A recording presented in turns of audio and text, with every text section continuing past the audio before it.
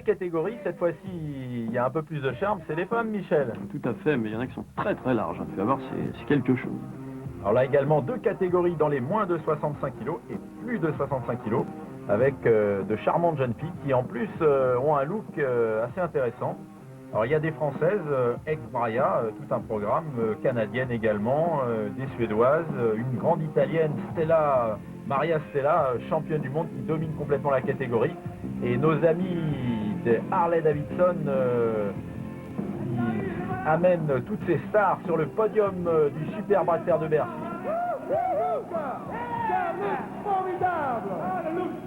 C'est la Française, ça? C'est la Française, oui, c'est Dani Rocca. C'était un joli petit maquillage. Il a fallu 3 heures de maquillage pour arriver à ce résultat, qui est très magnifique d'ailleurs. Superbe, beaucoup de Français, je le disais tout à l'heure, mais également des Françaises.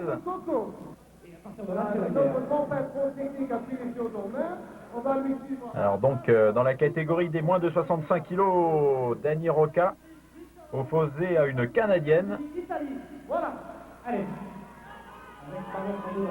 Alors on va soutenir la Française, Michel. Bah oui, mi-femme, mi-robot, tu as vu, elle a un maquillage de science-fictionnesque.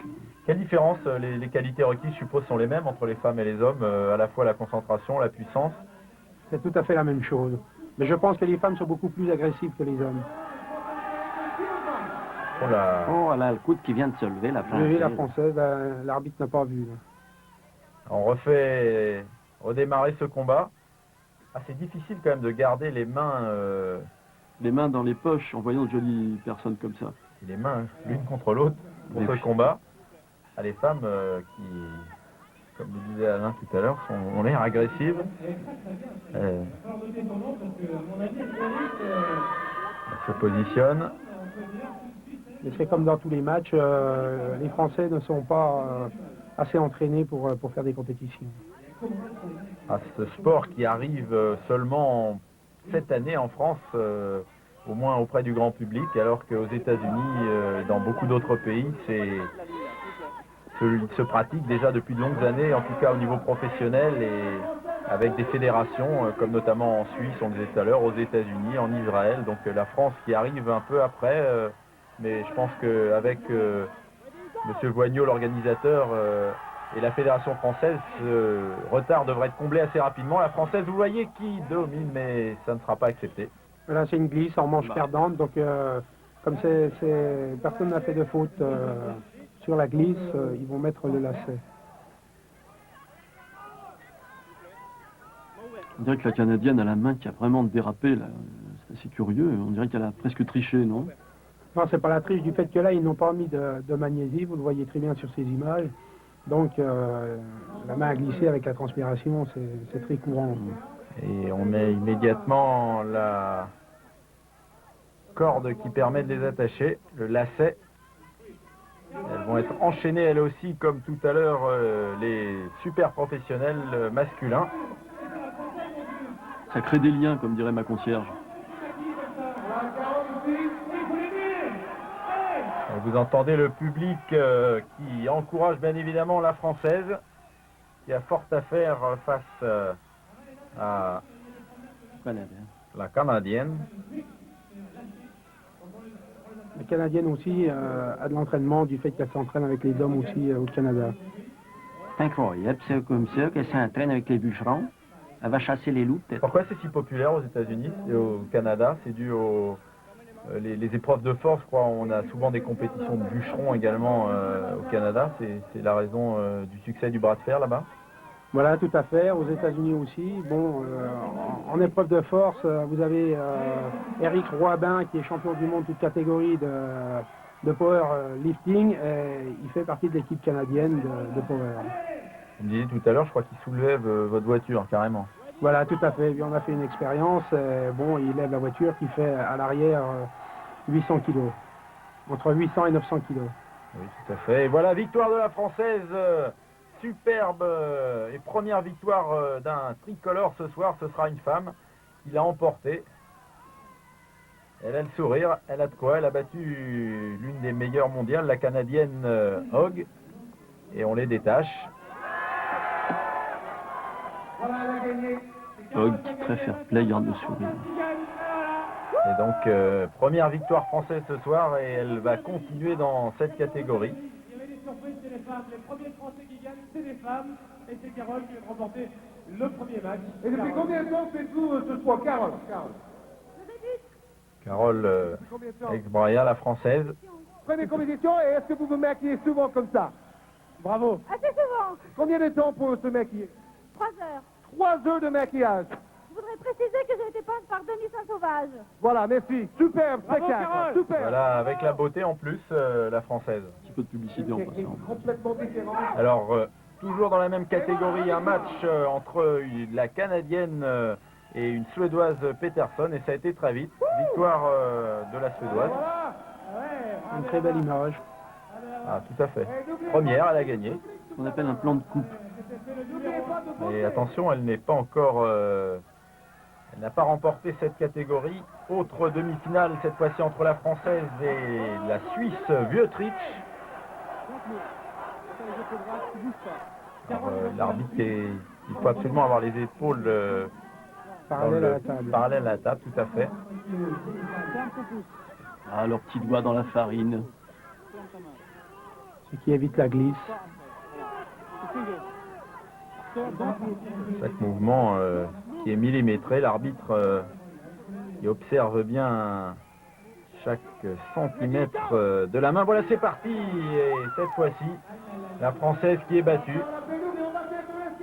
Là, vous l'avez vu sur ces images, la Suissesse est partie dès le go, ce qu'elle a fait qu'elle a pris l'avantage.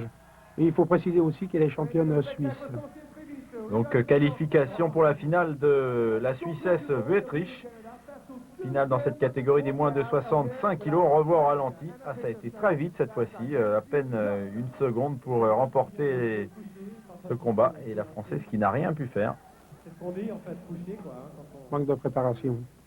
Ah, on s'aperçoit quand même au fur et à mesure de ces éliminatoires toutes les qualités et les erreurs à ne pas commettre si on veut se qualifier.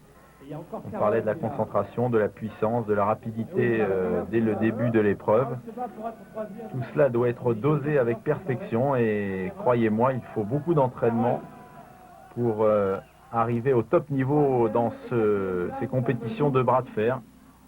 Et ici, deux charmantes demoiselles. C'est la Suédoise Peterson qui est opposée donc à la Française pour une place de troisième, donc une place sur le podium. Peterson qui est aussi championne de son pays.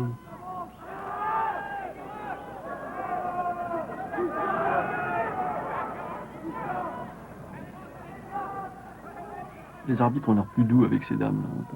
Pas tout à fait la même Les manière. femmes entre elles aussi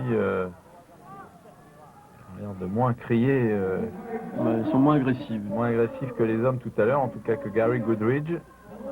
Vous voyez ici que la prise de main est très importante.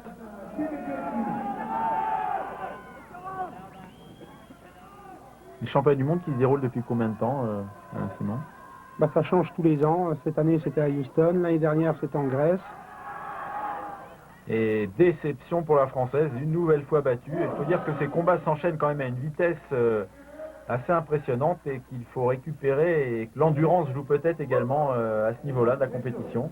Bah, l'endurance et l'entraînement, ce qui compte beaucoup, c'est l'entraînement. Donc automatiquement, on a la résistance qui vient avec.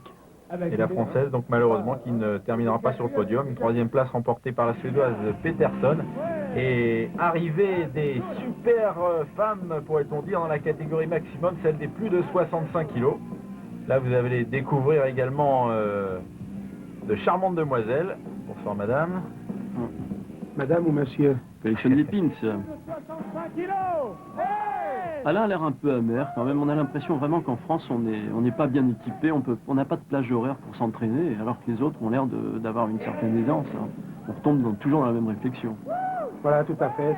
C'est l'entraînement, la préparation. C'est comme dans tous les sports. C'est la préparation qui est primordiale. Alors qu'est-ce qu'il faut faire? Il faut avoir du temps de libre, il faut s'arranger avec ses employeurs et puis trouver un club pour pouvoir se préparer comme il faut. Il faut inviter les employeurs au championnat pour les séduire. Pas les séduire, non, mais qui s'intéressent au moins au bras de fer. Alors là, combat entre deux grandes championnes. C'est une Française et une Italienne, non? La Maria Stella Voilà. qui est à droite là. Maria Stella Avenesina, italienne, championne du monde, opposée à la peau française Barrère qui n'a pas fait long feu. Voilà, ça fait 5 ans qu'elle est championne du monde.